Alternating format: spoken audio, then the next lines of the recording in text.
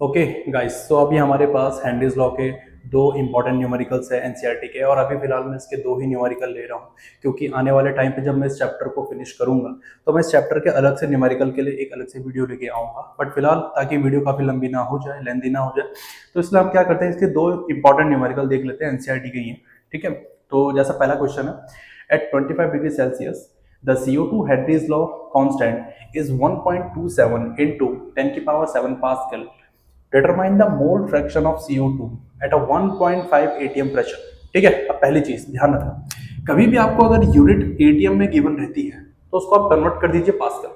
ठीक है, और पास्कल में कन्वर्ट करना बहुत ईजी है। अगर मैं आपसे कहूंगा कि एटीएम को आपको कन्वर्ट करना है पास्कल में, तो आप क्या कर दीजिए, इनटू करा दीजिए 10 की पावर 5 से, वो आपके पास्कल में कन्वर्ट हो जाएगा। ठीक है, बहुत सिंपल है। वैसे तो इसकी वैल्यू होती है 10135 कुछ समथिंग, बट आप इसको 10 की पावर 5 से मल्टीप्लाई करा दीजिए, आपका इजी रहेगा थोड़ा बहुत सॉल्व करने में। ठीक है, अब क्वेश्चन पढ़ते हैं तो आपको यहाँ पे दिख रहा होगा कि पहले हम सबसे पहले फॉर्मूला लिखेंगे, पार्शियल प्रेशर इक्वल टू के H into mole fraction of CO2। CO2 मैंने क्यों लिखा है, क्योंकि गैस ही मेरे को CO2 की बना। ठीक है, अच्छा मेरे को पूछा गया है यहाँ पे determine the mole fraction of CO2, मेरे को यही टर्म निकालना है, बट उसके लिए गिवन क्या क्या है देख लेते हैं। हमेशा न्यूमेरिकल में सबसे पहले ये नोटिस करना कि आपको गिवन क्या क्या है। ठीक है, प्रेशर आपको ऑलरेडी गिवन है एटीएम में 1.5 एटीएम में, और मैंने आपको बोला इसको कन्वर्ट करने के लिए पास्कल में आप क्या कर सकते हो, 10 की पावर 5 से मल्टीप्लाई करा सकते हो। देन उसके बाद आपको गिवन क्या है, आपको यहाँ पे हेनरीज कांस्टेंट की वैल्यू दे रखी होगी। हेनरीज कांस्टेंट की वैल्यू आपको कितनी दे रखी है, 1.27 इंटू 10 की पावर 7 पास्कल।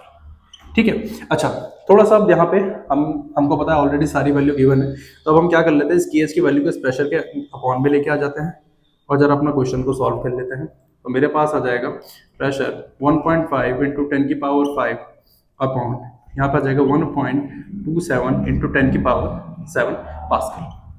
ठीक है, अच्छा सबसे इजी पहले क्या करिए, आप 10 की पावर को सॉल्व करिए। जैसे यहाँ से आपने एक पॉइंट हटाया, ठीक है, यहाँ से आपने एक पॉइंट हटाया, यहाँ से जब आप ये दोनों पॉइंट हटाओगे तो यहाँ पे 10 की पावर 2 ऊपर की साइड बढ़ेगी, यहाँ पे 10 की पावर 1 नीचे की साइड बढ़ेगी।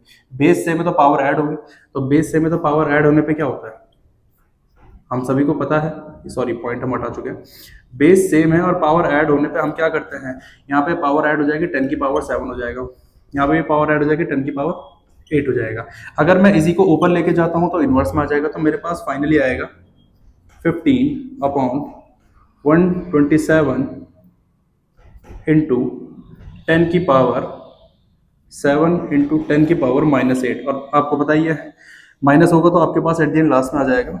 इन दोनों को सॉल्व करके जो आंसर आएगा आपका, वो आपके पास कितना आएगा, 11 पॉइंट या फिर 1.118 इंटू 10 की पावर -1।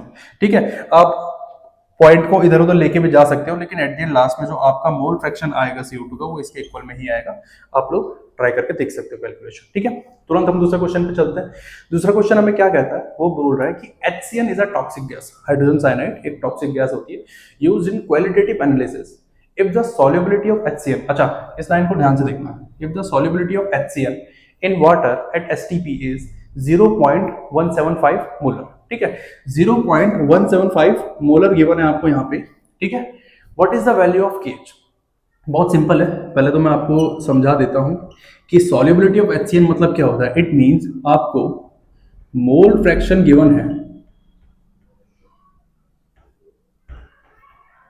HCN का, कितना आपको गिवन है 0.175, एंड मोल फ्रैक्शन भी नहीं बोलेंगे, हम बोलेंगे नंबर ऑफ मोल्स के टर्म में, नंबर ऑफ मोल्स के टर्म में हम इसको बोलेंगे।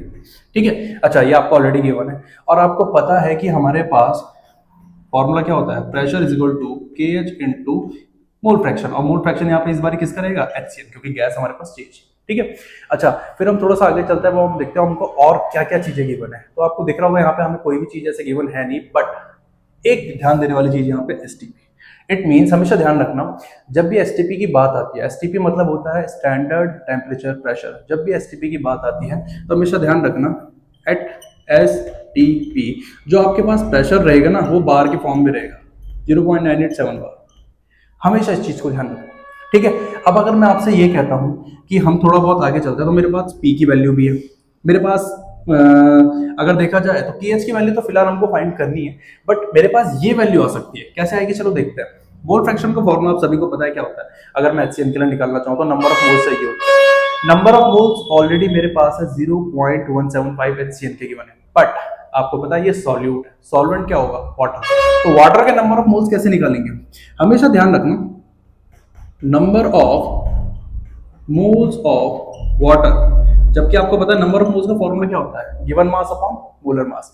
तो देखो वैसे तो गिवन मास हमेशा वाटर का कांस्टेंट 1 केजी हम लेते हैं, ठीक है, एंड मोलर मास आपको पता है वाटर का कितना होता है 18, बट केजी को हम किस में कन्वर्ट करते हैं, ग्राम में।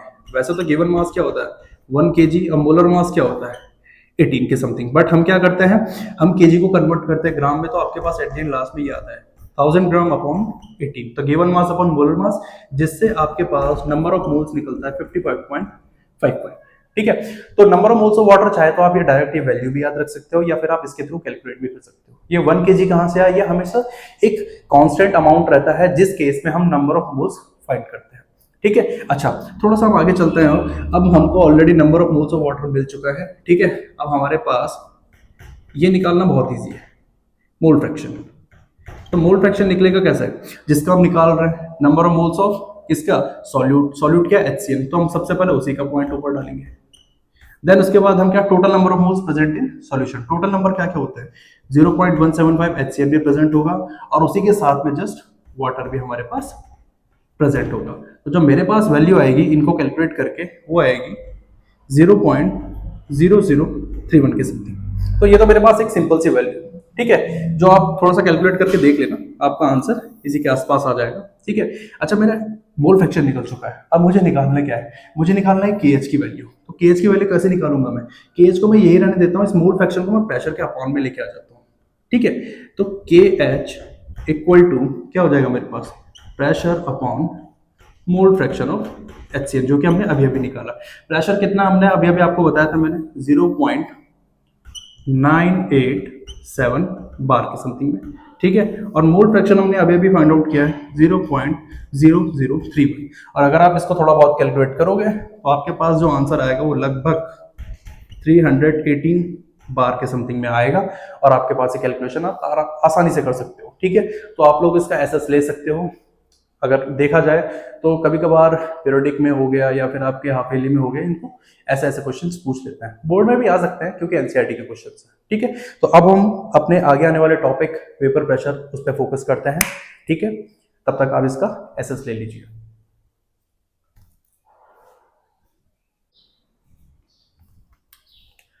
ओके गाइस, सो अब हम अपने नेक्स्ट टॉपिक की तरफ चल रहे हैं, जो कि हमारा नेक्स्ट टॉपिक है वेपर प्रेशर। मैंने आपको पहले भी कहा था कि जब हम बात करेंगे हेनरीज लॉ की, तो हेनरीज लॉ के बाद हमारे पास एक और लॉ आएगा जो कि हमारा रिलेटेड होता है वेपर प्रेशर से। बट फिलहाल पहले हमको वेपर प्रेशर समझना बहुत ज़रूरी है कि वेपर प्रेशर होता क्या है। देखो वेपर प्रेशर क्या होता है, प्रेशर ये एक टाइप का ऐसा प्रेशर होता है exerted by gas particles at liquid surface. ठीक है, मतलब घुमा फिरा के बात यह है कि एक इस टाइप का प्रेशर जो कि गैस के पार्टिकल्स के थ्रू ही लगता है, ठीक है, और वो कहाँ पे, लिक्विड के सरफेस पे एक्सर्ट कर रहे हैं, वो प्रेशर जो लगा रहे हो लिक्विड के सरफेस पे लगा रहे हैं, तो उस टाइप के प्रेशर को हम क्या कहते हैं, वेपर प्रेशर। थोड़ा सा एग्जांपल के थ्रू भी हम समझते हैं। ठीक है, अगर हम थोड़ा सा जल्दी चलते हैं यहाँ पे क्योंकि वीडियो काफी लेंथी हो जाएगी फिर, तो अगर जैसे बाय चांस मान लीजिए कि आपके पास एक बकेट है या फिर आप बोल सकते हो कंटेनर है, ठीक है, हम थोड़ा सा इसको क्लोज कर देते हैं ऊपर से। ठीक है, अब मैंने आपको कहा कि यहाँ पे लिक्विड के पार्टिकल्स है कुछ इस तरीके से, यहाँ पे लिक्विड के पार्टिकल्स है, पूरा क्लोज वेसल है। ठीक है, यहाँ लिक्विड के पार्टिकल्स है और आपने क्या किया, नीचे से बर्नर ऑन कर दिया। अब टेम्परेचर बढ़ रहा है, टेम्परेचर बढ़ रहा है तो उससे क्या हो रहा है, लिक्विड के जो पार्टिकल्स है वो धीरे धीरे धीरे धीरे करके किस में कन्वर्ट हो रहे हैं, वो वेपर फेज में कन्वर्ट हो रहे हैं। ठीक है, जो लिक्विड के पार्टिकल्स है वो किस में कन्वर्ट हो रहे हैं, वेपर फेज में कन्वर्ट हो रहे हैं। ठीक है, और ये लिक्विड के पार्टिकल्स है आपके। ठीक है, लेकिन होगा क्या कि जब वो जैसे ही वेपर फेज में कन्वर्ट होंगे तो वो बाहर निकलने का ट्राई करेंगे। ठीक है, अब भाई बाहर निकलने के लिए तो उनको जगह मिलेगी नहीं, वो बाहर निकलने का ट्राई करेंगे, यहाँ से यहाँ पे टकरा जाएंगे, यहाँ पे रुक जाएंगे। ठीक है, अब उनको बाहर निकलने की जगह मिली ही है। अब जब उनको बाहर निकलने की जगह नहीं मिलेगी तो क्या करेंगे, वो टकरा के वापस बाउंस बैक आएंगे। अब जब वो बाउंस बैक आता है ना कुछ इस तरीके से, वो बड़ी स्पीड से टकरा के वापस आता है और लिक्विड की सरफेस पे एक प्रेशर को एक्सर्ट करता है, और एक जिस प्रेशर को एक्सर्ट करता है वही प्रेशर आपका क्या होता है, वही प्रेशर होता है आपका वेपर प्रेशर। ठीक है, अगर आपको नहीं समझ में आया तो मैं दोबारा से आपको समझा देता हूं। मान लीजिए आपके पास एक वेसल है, कंटेनर है, जिसमें आपने एक लिक्विड को डाला हुआ है। लिक्विड आपका कैसे भी नेचर का हो सकता है, लेकिन वो वॉलेटाइल नेचर का ही होना चाहिए अगर आपको कन्वर्ट करना है उसके पार्टिकल्स वेपर फेज में। ठीक है, तो मान लीजिए लिक्विड आपका वॉलेटाइल नेचर का था। ठीक है, मैं यहाँ पे मेंशन भी कर देता हूँ वॉलेटाइल लिक्विड। ठीक है, उससे हुआ क्या कि जैसे ही आपने उसको थोड़ा बहुत हीट प्रोवाइड कराई तो लिक्विड के जो पार्टिकल्स थे वो कन्वर्ट हो गए वेपर फेज में, लेकिन उनको बाहर जाने की जगह मिली नहीं। तो उससे क्या हुआ, वो टकरा के बाउंस बैक वापस आए और लिक्विड के सरफेस पे वापस आते ही उन्होंने एक प्रेशर को एक्सर्ट किया, और जो प्रेशर गैस के पार्टिकल्स के थ्रू जो वेपर फेज में कन्वर्ट हो गए थे लिक्विड के, उनके थ्रू जो प्रेशर लगा उसी प्रेशर को हम क्या कहते हैं, वेपर प्रेशर। ठीक है, वैसे तो हमारे पास काफी फैक्टर्स होते हैं जो वेपर प्रेशर को अफेक्ट करते हैं, बट फिलहाल मैं आपको जनरली कुछ ही फैक्टर्स के बारे में बात बताऊंगा। ठीक है, अच्छा उससे पहले मैं आपको थोड़ा बता देता हूँ कि वॉलेटाइल लिक्विड के बारे में होप सो आप सभी को पता हो। वॉलेटाइल लिक्विड इस टाइप के लिक्विड होते हैं जो कि बड़ी ही आसानी से उनके पार्टिकल्स किस में कन्वर्ट हो जाते हैं, वेपर फेज में। नॉन वॉलेटाइल वो होंगे जिनको अगर आप हीट प्रोवाइड कराओगे भी लेकिन उनके पार्टिकल्स वेपर फेज में कन्वर्ट नहीं होते हैं। ठीक है, हमेशा ध्यान रखना जब भी हम इस टॉपिक को आगे करेंगे तो वॉलेटाइल एंड नॉन वॉलेटाइल इन दोनों कंडीशंस में करेंगे। ठीक है, डिराइव करने को हमको नीड है, तो ये चीजें अभी आगे दोबारा कंटिन्यू आएंगी। ठीक है, फिलहाल हम देखते हैं जरा कुछ फैक्टर्स। अगर मैं फैक्टर्स की बात करूं तो फैक्टर्स की बात में मैं आपको सबसे पहले बोलूंगा टेम्परेचर। देखो बहुत ही सिंपल फैक्टर है और कोई दिक्कत होनी भी नहीं चाहिए इसमें।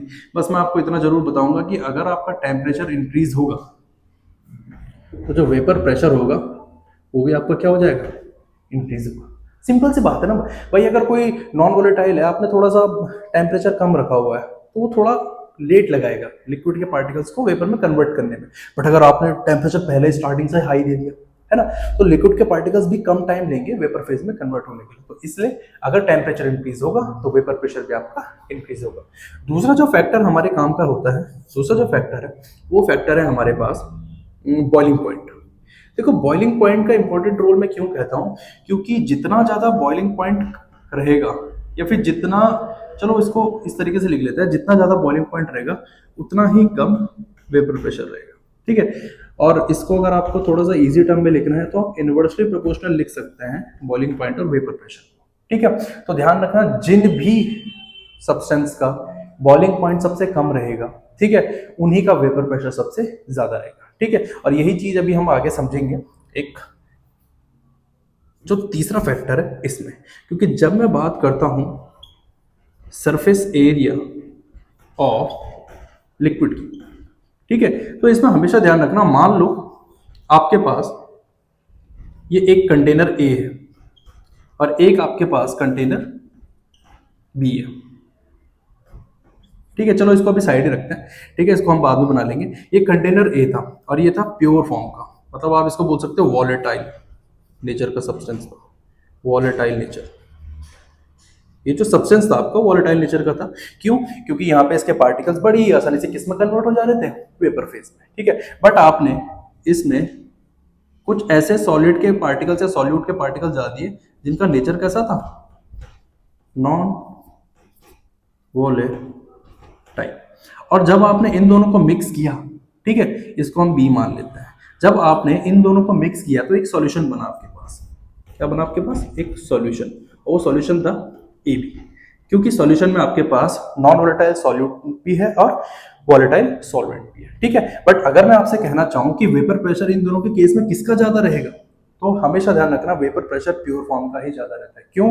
क्योंकि जब वाटर अपने प्योर फॉर्म में था, ठीक है, या फिर सॉल्वेंट जब अपने प्योर फॉर्म में था, तो उसका वेपर प्रेशर ऑटोमेटिकली बहुत ही ज्यादा हाई था। बट जैसे ही हमने उसमें नॉन वोलेटाइल सॉल्यूट को डाला, तो जब वो सॉल्यूशन बन गया, तो अब वाटर प्योर फॉर्म में नहीं रहा, वो इम्प्योर फॉर्म में आएगा। आप देख सकते हो ये जो छोटे छोटे पार्टिकल्स है, ये किसके, इस सॉल्यूट के भी है, जो कि नॉन वोलेटाइल है, जो कहीं ना कहीं उसके वेपर प्रेशर को थोड़ा बहुत गिरा देंगे, थोड़ा बहुत के मैक्सिमम गिरा देंगे। तो हमेशा ध्यान रखना सरफेस एरिया के केस में जो आपके पास प्योर फॉर्म का, जैसे वाटर है, अगर मैं इसको ए मान लेता हूं, तो ए vapour pressure is greater than solution AB। ये हमेशा ध्यान रखना है इस चीज का, ठीक है। और इसलिए मैं आपको ये कह रहा था कि जो बॉइलिंग पॉइंट का केस है, मैं इसमें यहाँ पे इसलिए भी समझाना चाह रहा था क्योंकि देखिए मानिए कभी कभार क्या होता है, आपके पास जैसे दो टाइप के सॉल्यूशन, तो इसका भी एग्जांपल यहीं पे दे देते हैं बॉइलिंग पॉइंट का, तब उसके बाद हम डेरिवेशन में आएंगे, ठीक है। मान लीजिए आपके पास दो टाइप के सॉल्यूशन है, एक है आपके पास वाटर और एक है आपके पास, सॉल्यूशन भी नहीं बोलूंगा, मतलब अलग अलग लिक्विड की सब्सटेंस बोलूंगा, और एक है आपके पास ये अल्कोहल, ठीक है। मान लीजिए अल्कोहल का जो बॉइलिंग पॉइंट है वो है 353 केल्विन के समथिंग आसपास मान लीजिए, और वाटर का जो बॉइलिंग पॉइंट होता है वो होता है 373 केल्विन के आसपास, ठीक है। मैं अगर इन दोनों को मिक्स करूंगा, ठीक है, तो मिक्स करने पे आपको ऑलरेडी पता होना चाहिए कि सबसे पहले किसके पार्टिकल्स, जैसे मान लीजिए मैं इसको ए मान लेता हूं, इसको बी, और इन दोनों को मिक्स करके मैंने क्या बना दिया, मैंने बना दिया सॉल्यूशन ए। अब आपको खुद समझ में आ गया होगा कि इन दोनों में से बॉइलिंग पॉइंट कम किसका है, आपको दिख रहा होगा अल्कोहल का बॉइलिंग पॉइंट सबसे कम है। इट मींस सबसे पहले अगर मैं भाई हीट प्रोवाइड करूंगा सॉल्यूशन में, तो सबसे पहले किसके पार्टिकल्स वेपर फेज में कन्वर्ट होना चाहेंगे, अल्कोहल के। तो बस यही केस है कि मैं आपसे ये कहना चाह रहा हूं कि जितना कम बॉइलिंग पॉइंट रहेगा उतना ही ज्यादा वेपर प्रेशर रहेगा, इसलिए मैं आपको ये पॉइंट बस थोड़ा बहुत समझाना चाहता हूँ, ठीक है। तो गाइज ये आप इसका स्क्रीनशॉट ले सकते हो, ठीक है। ये आपके पास जो वेपर प्रेशर का इंट्रोडक्शन था और जो उसके कुछ फैक्टर्स अफेक्टिंग थे, क्योंकि अब हम जो करने जा रहे हैं, अब हम इसके डेरिवेशन करने जा रहे हैं, चाहे वो आपका वॉलेटाइल केस में हो या फिर नॉन वॉलेटाइल केस में, ठीक है। उसको भी हम जल्दी खत्म करते हैं, फिर अपने इस वीडियो का आखिरी जो पार्ट रहेगा हमारा ideal and non ideal solution, उसको भी हम डिस्कस करेंगे, ठीक है। आप इसे नोट कर लीजिए।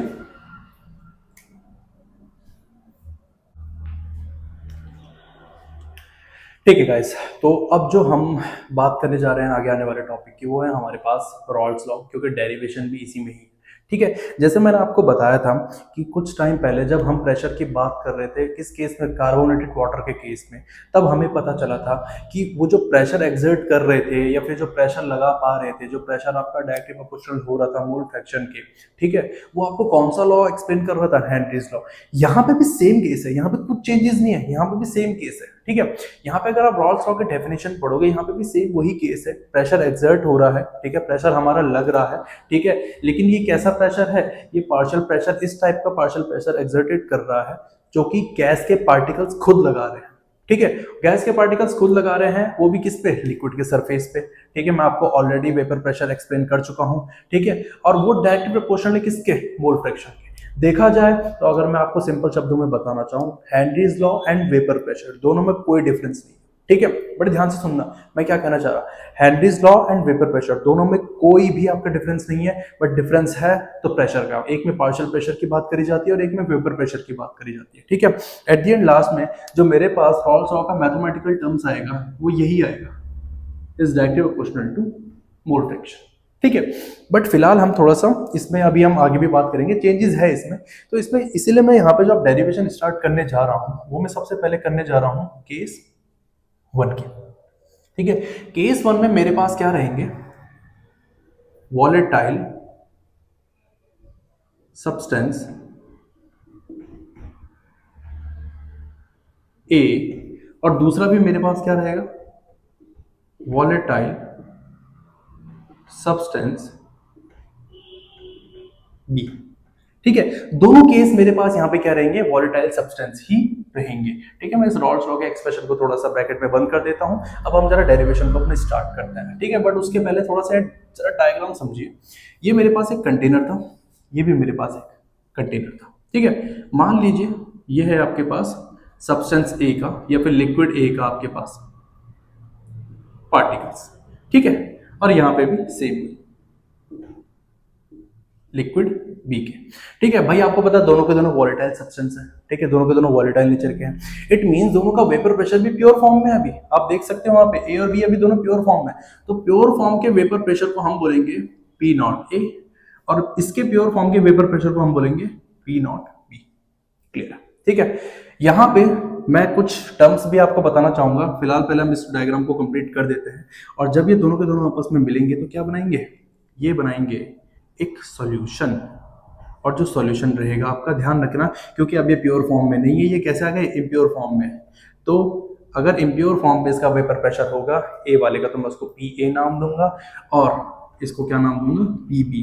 ध्यान रखना, अगर नॉट आपका यूज कर रहे हो तो नॉट हमेशा प्योर फॉर्म वेपर प्रेशर के लिए ही यूज होता है। और जब वो सॉल्यूशन बन जाते हैं कुछ इस तरीके से, जैसे यहाँ पे अब क्या बन चुके हैं, ये सॉल्यूशन बन चुके हैं, तो दोनों के दोनों प्योर फॉर्म में नहीं रहे, इसलिए वो किस में आ गए, इम्प्योर फॉर्म में।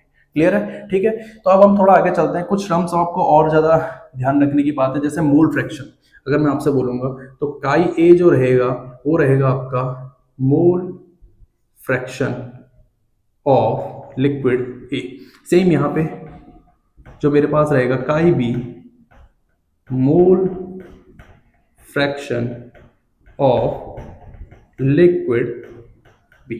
ठीक है, तो थोड़ा बहुत हम जरा डेरिवेशन स्टार्ट करते हैं। आपको ऑलरेडी पता है, as we know that, Raoult's law का फॉर्मूला आपको ऑलरेडी पता है, pressure is directly proportional to mole fraction. अब यहाँ पे दो केसेस हैं, आपको ए दिख रहा होगा, बी दिख रहा होगा। ठीक है, तो मैं यहाँ पे क्या करूंगा, इसको दे दूंगा P A is directly proportional to chi A, और सेम यहाँ पे P B is directly proportional to chi B.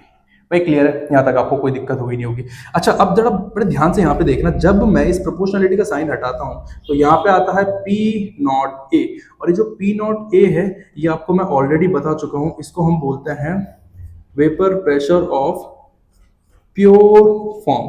अब प्योर फॉर्म किसका लगा हुआ है आप देख सकते हैं, वहां पे प्योर फॉर्म यहाँ पे लगा हुआ है ए, तो ए मेरा क्या होगा, इस वाले। ठीक है, सेम यहाँ पे भी जब मैं करूंगा इसके प्रोपोर्शनलिटी के साइन को मैं हटाता हूं, तो मेरे पास यहाँ पे आ जाएगा P not B chi B. ठीक है, ये भी आपका रहेगा vapour pressure of pure form. ठीक है, और वो भी किसका, बी वाले का, ये हमको पता है already.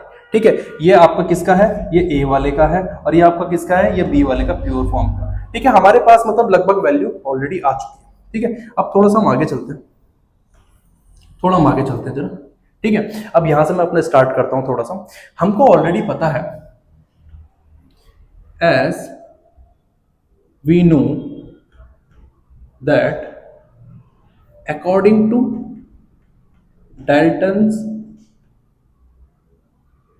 law of partial pressure।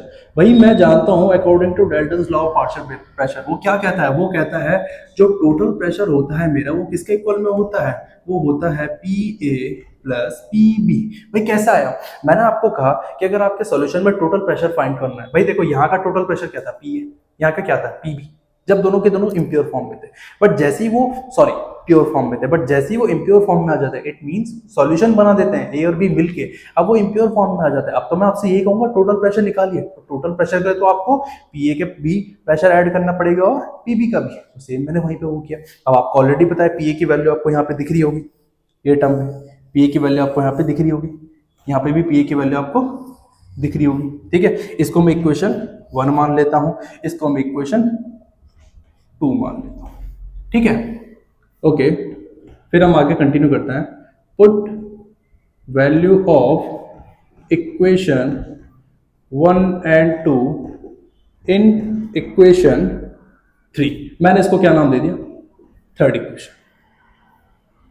ठीक है, मैंने इसको थर्ड इक्वेशन नाम दे दिया। ठीक है, जैसे ही मैंने इसको थर्ड इक्वेशन नाम दिया, आगे हम वैल्यू पुट करते हैं। तो total pressure equal to P A क्या आ जाता है मेरे पास, पी आ जाएगा मेरे पास P not A chi A plus P B आ जाएगा मेरे पास P not B chi B. Hope so आपको यहाँ तक अभी क्लियर हो गया होगा। अब मैंने आपको पहले भी समझाया था कि इन बाइनरी सॉल्यूशन, हम सभी को पता है कि बाइनरी सॉल्यूशन में क्या होता है, मोल फ्रैक्शन ऑफ काई A plus mole fraction of काई बी किसके इक्वल में होता है, 1 के। ठीक है, अब आप पे डिपेंड है आप कौन सा केस ले लो। ठीक है भाई, जैसे अगर मैं आपसे यहाँ पे बात करता हूँ कि दोनों के दोनों का जो लिक्विड है वो दोनों के दोनों वॉलेटाइल नेचर के थे, तो भाई ऐसा तो होगा ना कि किसी ना किसी का वेपर प्रेशर किसी ना किसी से ज्यादा होगा। याद करिए अभी कुछ देर पहले का एग्जांपल, वाटर एंड अल्कोहल।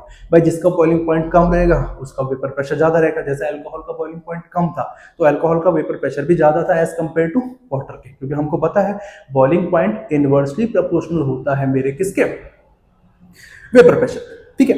तो वैसे ही सेम मैंने यहाँ पे क्या किया, मैं इस केस को कंडीशन को लेके चल रहा था। जो कंडीशन थी मेरी, अगर मैं कंडीशन लूं तो कंडीशन मेरी मान लीजिए आपके पास थी कि जो पी नॉट ए का वेपर प्रेशर था वो ग्रेटर देन था पी नॉट बी के। ठीक है, पहला आप ये मान लीजिए। ठीक है, तो मेरे पास जो निकला यहाँ पे, मैं थोड़ा यहाँ से सॉल्व कर लेता हूँ। ठीक है, दो पार्ट बना देते हैं इसके। ठीक है, तो जो मेरे पास पार्ट निकला पहला वाला, P not is greater than P not be, तो मैं यहाँ पे क्या करता हूँ, यहाँ पे मैं काई ए की वैल्यू पुट कर लेता हूँ। ठीक है, तो काई ए की वैल्यू क्या आएगी, आप देख सकते हो यहाँ पे chi A plus chi B equal to 1। तो अगर मैं काई ए की वैल्यू पुट करना चाहूँ तो यहाँ पे 1 माइनस काई बी। तो क्यों ना इस वैल्यू को मैं इसको नाम दे देते हैं फोर्थ इक्वेशन। ठीक है, नहीं फोर्थ नहीं, इसको नाम देंगे हम फिफ्थ, क्योंकि फोर्थ तो आपकी ये वाली इक्वेशन है। ठीक है, तो मैंने क्या किया, मैंने इस इक्वेशन को पुट कर दिया थर्ड वाले केस में। तो चलो जरा इसको पुट करके देखते हैं क्या होता है। तो 1 माइनस काई बी, काई ए के बदले पुट करिए इसे, तो P total equal to P not A 1 minus chi B plus P not B chi B, यही आ गया। अब इसको जरा सॉल्व कर लेते हैं। तो सिंप्लीफाई करके जहां तक मुझे लगता है मेरे पास कुछ इस तरीके से आंसर आ गया, P not A chi B plus P not B chi B. थोड़ा सा इसको और जरा सॉल्व कर लेते हैं, और सॉल्व करने पे मुझे ये पता लगा, ये देखो कितना इजी है।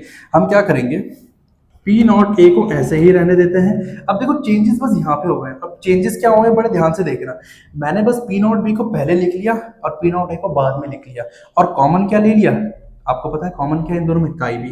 तो मैंने यहाँ पे क्या किया, काई बी को कॉमन ले लिया, और मेरे पास जो लास्ट में इक्वेशन आ गई P not be minus P not a.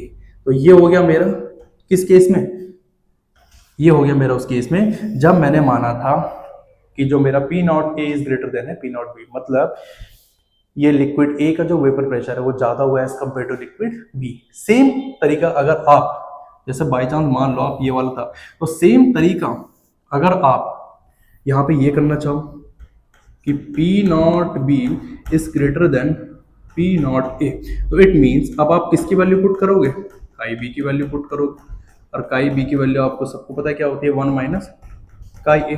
तो अगर आप ये पूरा इसको सॉल्व करोगे ना, तो बस देखो सॉल्व करने की भी जरूरत नहीं है, ये भी चीजें आपके पास अपने आप ही आ जाएंगी। पी टोटल इक्वल टू, आप लोग सॉल्व वैसे कर सकते हो, ठीक है, बट पी नॉट ए के बदले यहाँ पे क्या आ जाएगा, यहाँ पे आ जाएगा P not B. Chi B के बदले यहाँ पे क्या आ जाएगा, यहाँ पे आ जाएगा काई ए, और यहाँ पे आ जाएगा आपके पास P not A minus P not B, और आपके पास ये इस तरीके से दोनों चीजें क्लियर। ठीक है, तो मेरे पास मतलब आप देख सकते हो एक वैल्यू ये आई और एक वैल्यू मेरे पास ये वाली आई। ठीक है, तो मेरे पास घुमा फिरा के जो पूरी डेरिवेशन थी मैंने कुछ इस तरीके से करी। हमने स्टार्टिंग से, आप देख सकते हो कहां से किया, हमने पहले जो रॉड्स लॉ का एक्सप्रेशन था हमने वो लिखा, जिसमें पार्शियल प्रेशर डायरेक्टली प्रोपोर्शनल होता है मेरे मोल फ्रैक्शन के। ठीक है, तो मैंने यहाँ पे इस कंडीशंस को अप्लाई किया, क्यों, क्योंकि मेरे पास यहाँ पे एक दोनों के दोनों वॉलेटाइल सब्सटेंस थे, तो एक को मैंने ए माना, दूसरे को मैंने बी माना, तो मैंने दोनों अलग अलग केसेस में करके चलता गया। उसके बाद फिर मैंने यहाँ से अपनी जो मैंने कंडीशंस करी डाल्टन्स लॉ के according, P total is equal to P A plus P B. ठीक है, पी ए और पी बी की वैल्यू आपको ऑलरेडी यहाँ पे गिवन दिख जाएंगी। ठीक है, मैंने इक्वेशन का नाम डाला है, तो बस प्लीज आप इस तरीके से जब आप सॉल्व करोगे, देखो बहुत ईजी है, जब तक आप करोगे नहीं तब तक आपको समझ में आएगा नहीं। ठीक है, तो आप लोग यहाँ से इसको पूरी अच्छी तरीके से स्क्रीनशॉट ले सकते हैं, क्योंकि इसके तुरंत बाद मैं आपको अब ग्राफ बताऊंगा कि इसका ग्राफ कैसे होता है। ठीक है, तो आप इसको पहले स्क्रीनशॉट ले लीजिए। ठीक है, देन अब मैं एक काम करता हूँ, ग्राफ बताते हैं। तो ग्राफ बताने के लिए मैं क्या करता हूँ, इसी को यहीं पे थोड़ा सा रफ कर देता हूँ। ठीक है,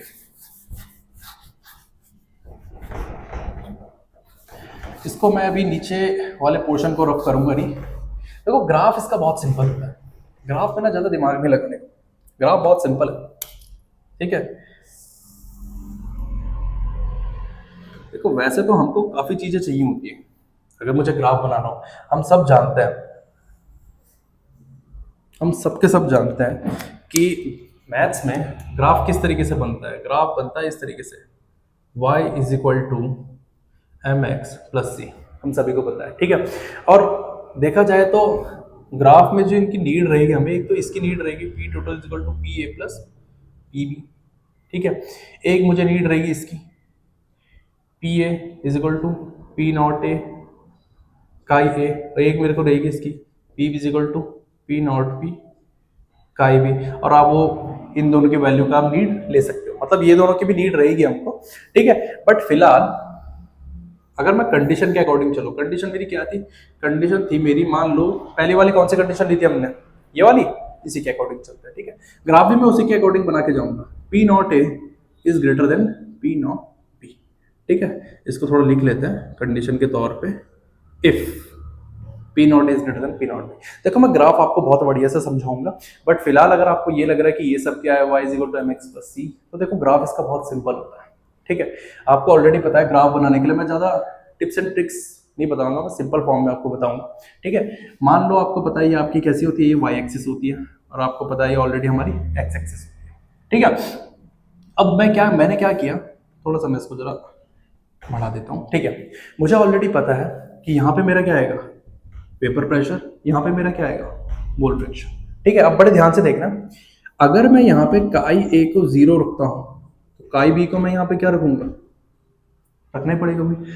तो सेम पॉइंट में क्यों ना यहाँ पे भी ले लूं, क्यों, क्योंकि मैं इसका ग्राफ एक ही साथ बनाऊंगा, अलग अलग तरीके से नहीं बनाऊंगा, ठीक है। तो मैंने क्या किया, मैंने एक लाइन यहाँ पे भी ड्रॉ कर ली, कुछ इस तरीके से, ठीक है। और यहाँ पे अगर मैं काई बी को 0 रखता हूं, तो काई ए को मुझे क्या रखना पड़ेगा, भाई देखो दोनों केस बड़े ध्यान से सुनना, अगर मैं काई ए को यहाँ पे 0 रखता हूँ, ठीक है, तो काई बी को यहाँ पे क्या रखूंगा, 1, ठीक है। और अगर मैं वहां पे काई बी को 0 रखता हूँ, तो काई ए को क्या रखूंगा, 1, ठीक है। दोनों आपको पता है सिमिलर तरीके से हो सकता है। अच्छा अब बड़े ध्यान से सुनना, अगर एक्स एक्सिस में मेरा काई ए 0 है, ठीक है, ओरिजिन बिल्कुल मैंने यहाँ पे लिखा, अगर एक्स एक्सिस में काई ए मेरा 0 है, तो वाई एक्सिस में काई बी भी इधर ही किधर होगा, है ना, वाई एक्सिस में काई बी भी मेरा इधर किधर होगा। तो मैंने यहाँ पे चलो चलो यहाँ पे पॉइंट लगा दिया मैंने, ठीक है। अब जरा यहाँ पे चलो, अगर मेरा एक्स एक्सिस में काई बी 0 यहाँ पे है, तो काई ए 1 कहाँ होगा, वाई एक्सिस में इधर ही किधर होगा।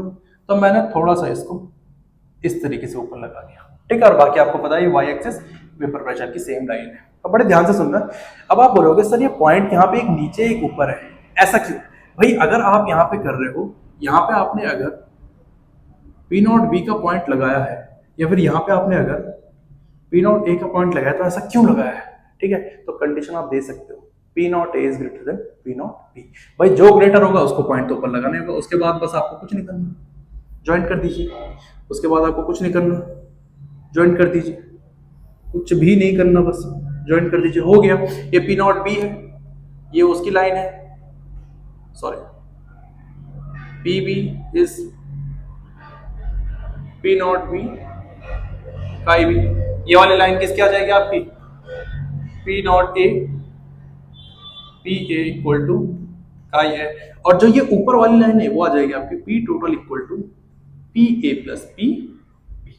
देखो कितना सिंपल है, ठीक है। तो यही ग्राफ है। अगर मैं आपसे कहूं कि कंडीशन उल्टा कर दो, अगर मैं आपसे कहूं कि कंडीशन उल्टा कर दो, if P not be is greater than P not a, बस आपको पता है ऑलरेडी क्या करना है, अब आप पे डिपेंड है आपको क्या करना है, ठीक है भाई। आप पी नॉट बी अगर इधर लिखा है तो आप इधर की लाइन, अगर आप इसी तरीके से बनाते हो तो पी नॉट बी को आप थोड़ा सा ऊपर बना दीजिए, ठीक है, और पी नॉट ए को थोड़ा सा नीचे बना दीजिए, बस आपका ऊपर नीचे हो जाएगा, क्योंकि कंडीशंस के हिसाब से ही हम चलते हैं, ठीक है। तो टोटल जो आपका ग्राफ है वो यही है, और ये ग्राफ काफी इंपॉर्टेंट इसलिए भी है क्योंकि जब हम आइडियल और नॉन आइडियल सोल्यूशन करेंगे, फिर उसके बाद जब हम देखते हैं पॉजिटिव एंड नेगेटिव डेविएशन का ग्राफ, तो उसमें बहुत ही ज्यादा इंपॉर्टेंट रहेगा ये वाला ग्राफ, ठीक है। तो इस तरीके से आप इस ग्राफ को नोट कर सकते हैं, और पूरा का पूरा आपके पास यहाँ पे डेरिवेशन होप्स आपने नोट कर ली होगी, ठीक है। फिर हम थोड़ा सा आगे चलते हैं।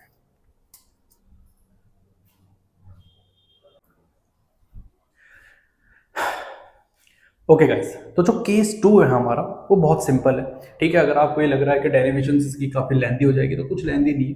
देखो केस 1 था हमारा, जिस केस में दोनों के दोनों वॉलेटाइल नेचर के थे, और जो केस 2 है मेरा, उस केस में क्या है हमारे पास, एक है वॉलेटाइल नेचर का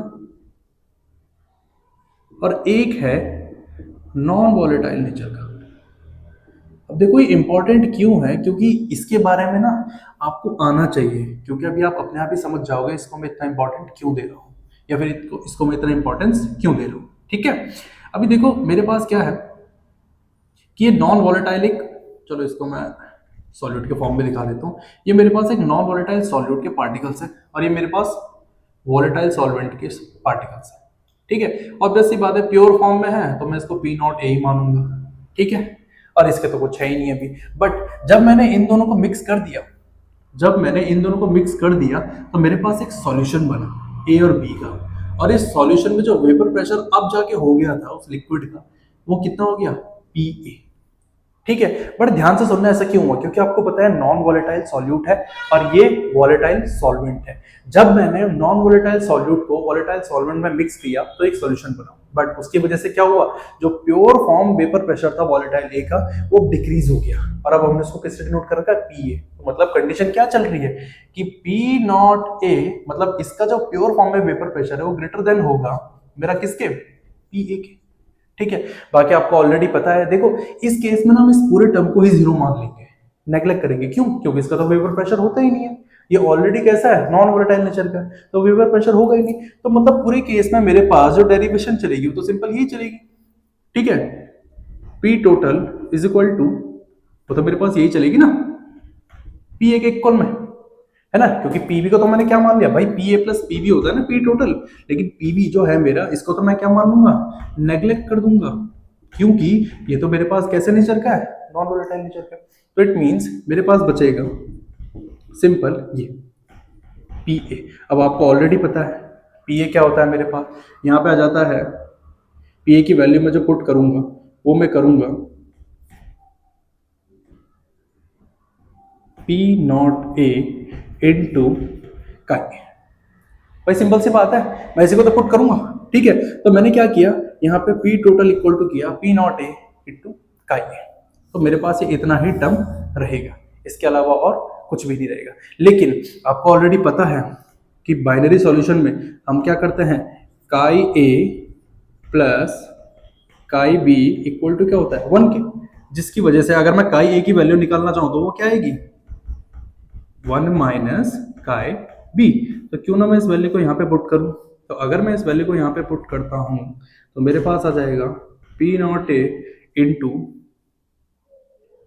1 माइनस काई।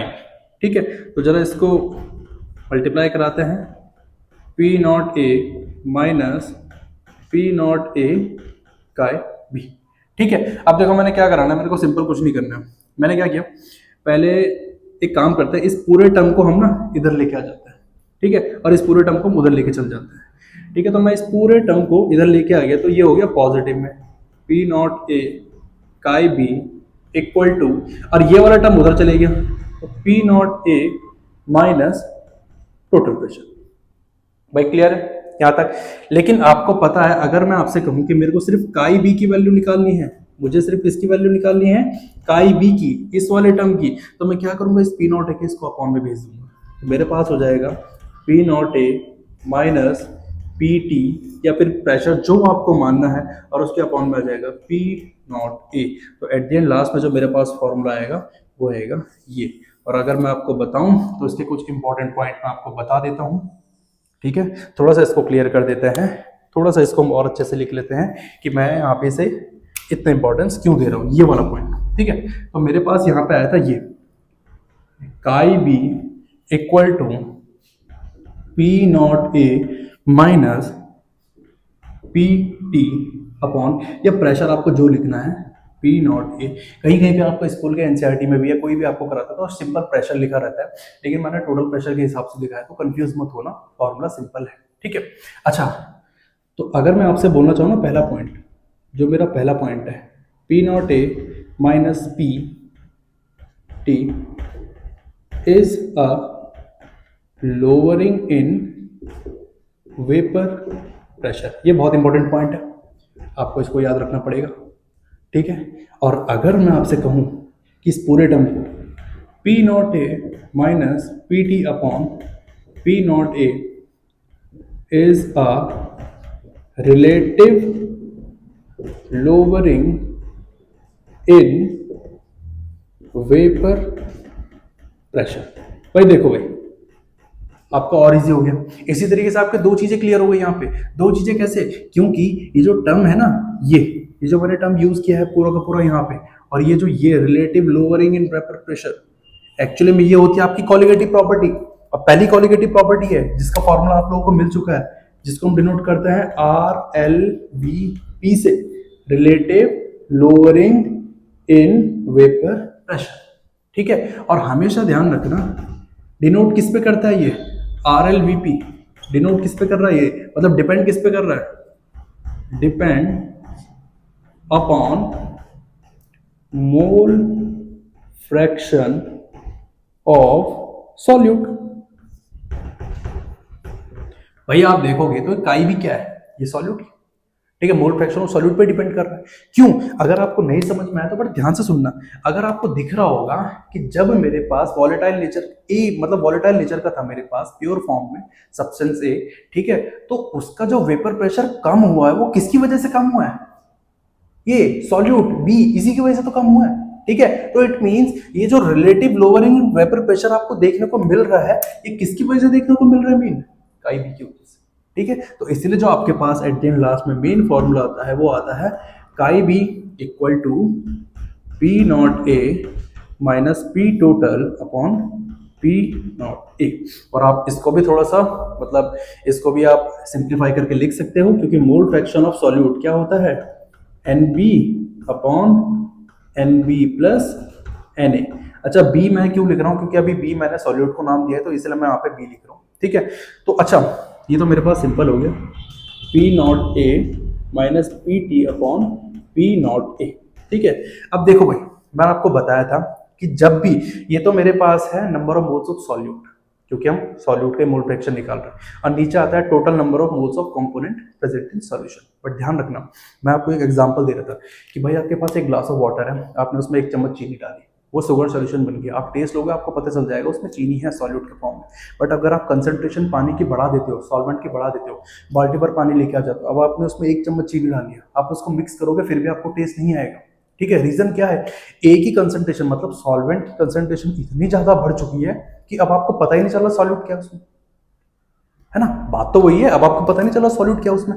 जिस वजह से क्या होगा कि आप, जब आपको पता चलता है कि Na is far greater than Nb, so क्या करेंगे हम, वी नेग्लेक्ट